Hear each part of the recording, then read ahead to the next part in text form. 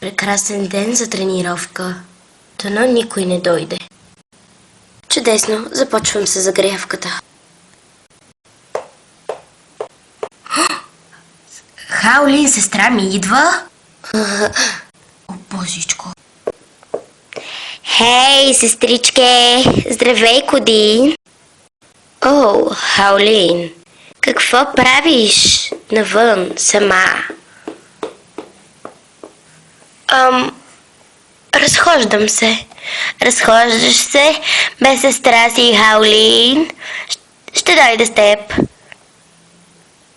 Хаолин, как те пусна мама навън? Вече съм голяма, не съм малка.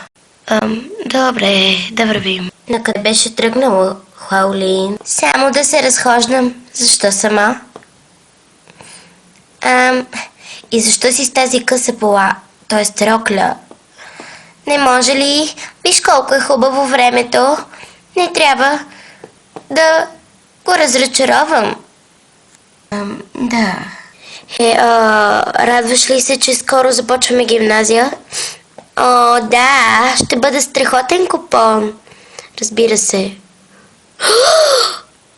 О, божичко, сега го забелязвам. Защо изглеждаш по този начин, Клодин?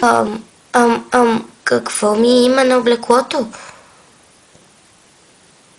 Какво ти има? Не приличаш на нищо. На мен ли го казваш? О, момиче, трябва ти много, много, много голямо разкрасяване. Глупости, така съм ти добре. Никакво разкрасяване не ми трябва. Щом казваш? Кодин? Да. Сега какво ще правим? Ще продължим да се разхождаме и да си говорим. Добре, момиче, добре. Има ли нещо ново, което трябва да ми казваш? За сега не. Май започна да се стъмнява. Хаолин? Да. Хайде да си ходим.